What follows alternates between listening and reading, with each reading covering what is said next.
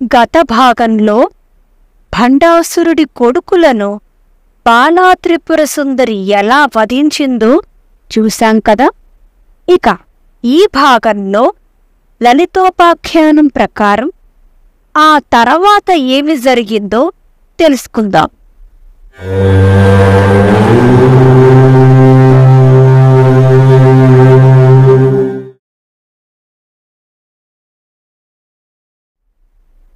భండాసురుడు తన కుమారులు మరణించారని తెలియగానే అమితంగా దుఃఖించసాగాడు.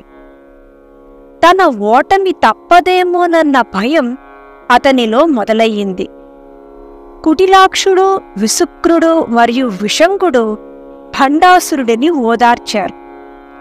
విసుక్రుడు ఇలా చెప్పసాగాడు: ఓ రాజా, నీ కుమారులు యుద్ధంలో వీరమరణం పొందారు. కావున వారి మరణంపై నీవు ఇట్లు దుఃఖించుట సరికాదు.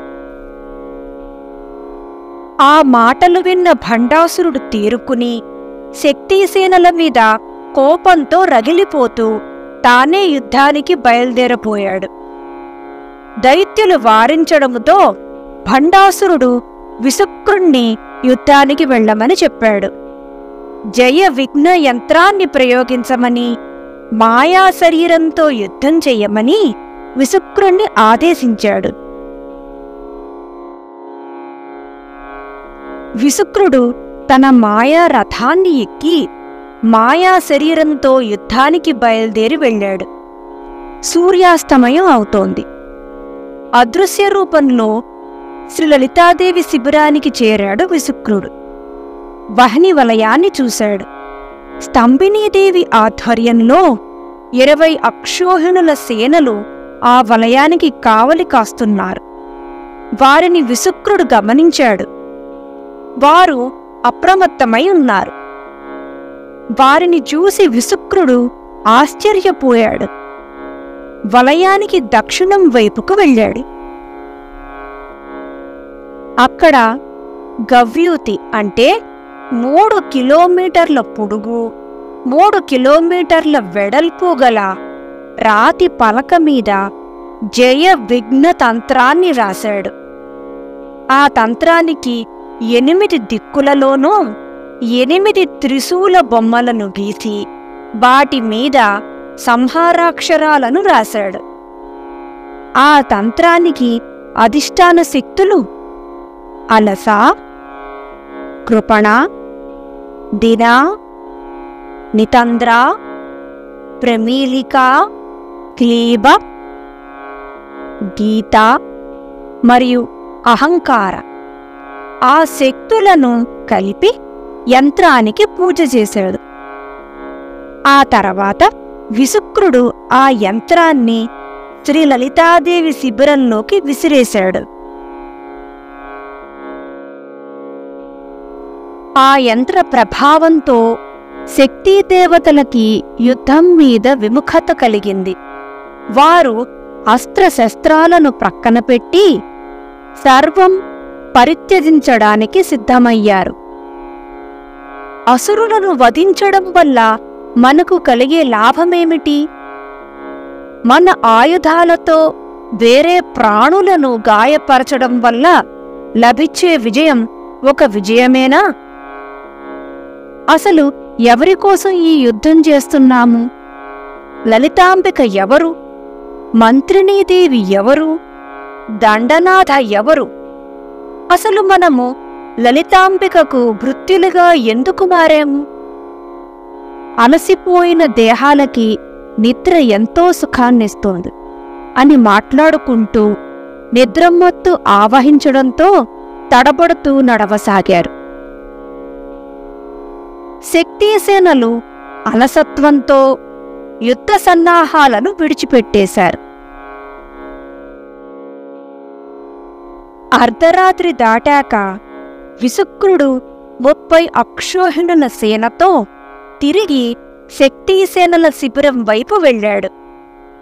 జయవిఘ్న యంత్రం మంత్రిని మరియు దండనాథలపైన తన ప్రభావం చూపలేకపోయింది.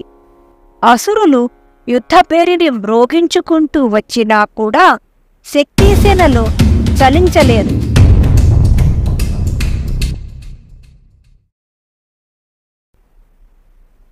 పరిస్థితిని చూసి మంత్రిని మరియు దండనాథ కలవరపడసాగారు. వెంటనే లలితామ్మవారి దగ్గరకు వెళ్ళి, ఓ మహారాజ్ఞి, ఏమి జరిగింది? మన శక్తిసేనలకి ఇంతటి నైరాశ్యం ఎందుకు వచ్చింది? ఆయుధాన్ని చేబూనటలేదు. మిమ్ములను తమ మహారాజ్ఞిగా అంగీకరించట్లేదు. మీ ఆజ్ఞను పాటించట్లేదు. మమ్ములను ఎవరు అని అడుగుచున్నారు. నిద్ర అలసత్వం ఆవహించడంతో యుద్ధం చేసేందుకు ఆసక్తి చూపించట్లేదు. ఇదే అదనుగా అసురులు రెట్టించిన ఉత్సాహంతో మన మీదకి యుద్ధానికి వస్తున్నారు. ఈ పరిస్థితిని తమరే చక్కదిద్దాలి అని పలుకుతూ మంత్రిని మరియు దండనాథ అమ్మవారి ముందు వినమ్రతతో ప్రణమిల్లారు. బ్రహ్మాండ పురాణంలోని లలితోపాఖ్యానానికి, అలాగే శ్రీ భాస్కర్రాయలు వారు రచించిన సౌభాగ్య భాస్కరంలోని శ్రీ లలితా సహస్రనామ పాఠానికి కొన్ని వ్యత్యాసాలు మనకి కనిపిస్తాయి. ఉదాహరణకు, శ్రీ లలితా సహస్రనామంలో 71వ నామమైన జ్వాలామాలినికాక్షిప్త వహ్ని ప్రాకార మధ్యగా అనే నామం, 73వ నామమైన నిత్యాపరాక్రమాటోప నిరీక్షణ సముత్సుక అనే నామానికి ముందే వస్తుంది. అయితే బ్రహ్మాండ పురాణంలో విషంగుడి ఆధ్వర్యంలో కపట యుద్ధం చేయడానికి వచ్చిన మదనకుడు మొదలకు 15 మంది సేనానులతో కూడిన సేనను నిత్యాదేవతలు వధించిన తర్వాతే మంత్రిని దండనాథల అభ్యర్థన మేరకు అమ్మవారు జ్వాలామాలినిని వహ్ని ప్రాకారాన్ని నిర్మించమని ఆదేశించినట్టు ఉంటుంది. అదే విధముగా మరికొన్ని తేడాలు మనకు కనిపిస్తాయి. అవేమిటో వచ్చే భాగంలో తెలుసుకుందాం. చూశారు కదండి ఈరోజు వీడియో.